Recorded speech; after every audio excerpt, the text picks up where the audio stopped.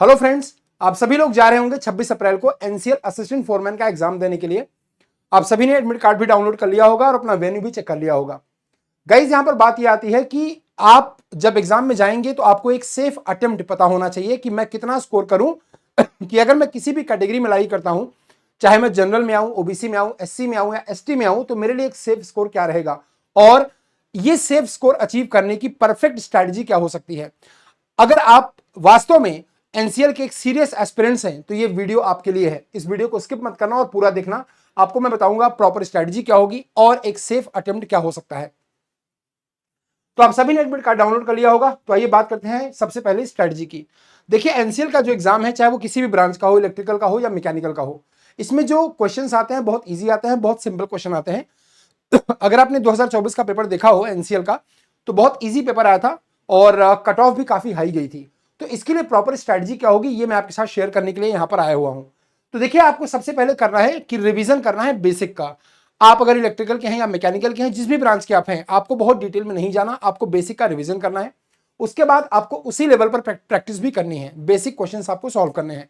यहां पर सबसे मेन चीज है कि आपको अपनी स्पीड मेंटेन रखनी है। जब भी आप क्वेश्चन सॉल्व करें तो आपको क्वेश्चन सॉल्विंग की जो स्पीड है उसको मेंटेन रखनी है, ताकि आप 90 मिनट्स में 100 क्वेश्चन अटेम्प्ट कर पाए। क्योंकि नेगेटिव मार्किंग है नहीं, तो आपको कोई भी क्वेश्चन छोड़ना नहीं है। कोशिश करेंगे कि मैक्सिमम क्वेश्चन आप एक्यूरेट कर पाए और कोई भी क्वेश्चन आपको ड्रॉप नहीं करना, छोड़ना नहीं है। क्योंकि आपको 90 मिनट्स मिल रहे हैं, 100 क्वेश्चन मिल रहे हैं, तो हो सकता है कि आपको थोड़ा सा हेक्टिक लगे कि यार 90 मिनट में 100 क्वेश्चन कैसे करेंगे। बट आपको ऐसी स्ट्रैटेजी मेंटेन करनी है। जब आप अपने घर पे प्रैक्टिस करते हैं, खुद से प्रैक्टिस करते हैं, तो आपको ऐसी स्पीड मेंटेन रखनी है कि आप 90 मिनट में 100 क्वेश्चन जरूर सॉल्व कर पाए। बाकी don't go into the detailed revision. आपको बहुत ज्यादा डिटेल्ड में नहीं जाना है, बहुत ज्यादा कंसेप्ट में या बहुत ज्यादा डेरिवेशंस में, बहुत कॉम्प्लिकेटेड कॉम्प्लेक्स फॉर्मुलेज में आपको नहीं जाना है। तो ये एक आपकी प्रॉपर स्ट्रेटजी होनी चाहिए।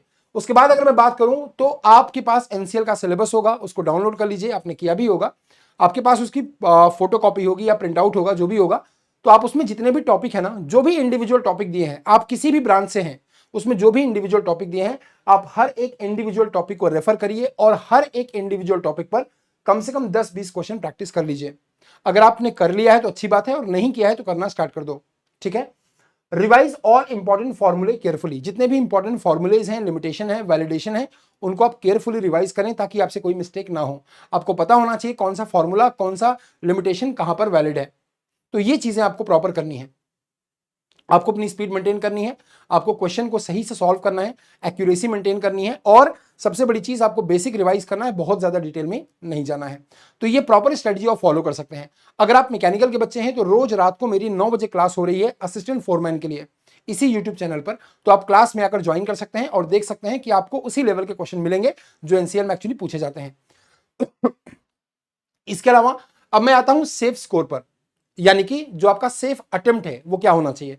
मैं आपको फिर से क्लियर कर दूं, यहां पर मैं आपको कट ऑफ नहीं बता रहा हूं, मैं आपको बता रहा हूं सेफ अटेम्प्ट, यानी कि आपको कितना अटेम्प्ट करना है कि आप अपने आप को सेफ महसूस कर सकते हैं। तो अगर मैं सेफ अटेम्प्ट की बात करूं, अगर आप मैकेनिकल के हैं, इलेक्ट्रिकल के हैं, तो एक सेफ अटेम्प्ट आप कर सकते हैं। अगर आप जनरल कैटेगरी में हैं तो आप 92 प्लस आपको स्कोर करना ही करना है, क्योंकि लास्ट ईयर अगर आप देखेंगे तो जनरल की ही कट ऑफ 94 के अराउंड गई थी। तो आपको 92 प्लस तो किसी भी कीमत पर अटेम्प्ट करना है सही से। ऐसा नहीं कि नंबर ऑफ क्वेश्चन आपने 92 किए हैं, आपको 92 प्लस स्कोर लाना है। ठीक है। अगर आप ओबीसी कैटेगरी में आते हैं तो 1-2 नंबर का डिफरेंस होता है, आप 90 प्लस पर सेफ रह सकते हैं। अगर आप एससी कैटेगरी में आते हैं तो 85 प्लस आपको करना ही करना है। अगर आप एसटी में आते हैं तो 80 प्लस आपको करना ही करना है। मैं आपको फिर से बता दूं, ये कट ऑफ नहीं है, ये सेफ अटेम्प्ट है। आप इतना अटेम्प्ट करके अपने आप को सेफ महसूस कर सकते हैं। अगर आप इतना अटेम्प्ट करते हैं सही, तो आप ये सोच सकते हैं, आप इस बात का इत्मीनान रख सकते हैं कि मेरा सिलेक्शन एनसीएल में हो जाएगा। तो ये मैंने आपके साथ शेयर किया, स्ट्रेटजी प्रॉपर क्या होनी चाहिए और एक सेफ अटेम्प्ट आपका क्या होना चाहिए। अब आप लोगों का पेपर 26 तारीख को है, तो उसी के अकॉर्डिंग आपको रिवाइज करना है, और इसी स्ट्रेटजी पर अगर आप चलेंगे तो आप डेफिनेटली अच्छा स्कोर कर पाएंगे। अब तो 26 तारीख के एग्जाम में कोई भी गलती नहीं करना बच्चे, और ध्यान रखिएगा एनसीएल का पेपर अभी 2024 में आया था, 2026 में हो रहा है, यानी कि 2 साल के बाद हो रहा है।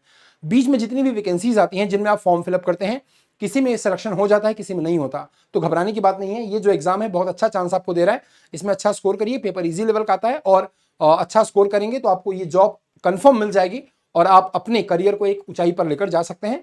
साथ ही साथ अगर आपका एक जगह सिलेक्शन हो जाता है तो आपके अंदर कॉन्फिडेंस आ जाता है और फिर आप अगला एग्जाम भी क्रैक कर सकते हैं इजीली। ठीक है, तो इस एग्जाम की ये अपॉर्चुनिटी को मिस मत करना, बहुत अच्छे से पेपर देना, ये सोच कर जाना एग्जामिनेशन हॉल में कि ये जो मेरा अटेम्प्ट है ये मेरी जिंदगी का लास्ट अटेम्प्ट है, और वैसा ही आपको करना है। उसी तरह से आपको पेपर सॉल्व भी करना है, ये मानकर कि ये अटेम्प्ट मेरी जिंदगी का लास्ट अटेम्प्ट है, शायद इसके बाद मुझे कोई चांस ना मिले। अगर ये सोचकर आप पेपर अटेम्प्ट करेंगे तो आप डेफिनेटली पेपर में एक्सेल कर पाएंगे और पेपर को अच्छे से क्लियर कर पाएंगे। चलिए, तो मेरी जो क्लास होती है, ये जो वीडियो आप देख रहे हैं, इसी के नीचे डिस्क्रिप्शन बॉक्स में अगर आप जाएंगे तो आपको मेरे टेलीग्राम चैनल का लिंक मिल जाएगा, Rahul Mishra sir text book, आपको ये लिंक मिल जाएगा।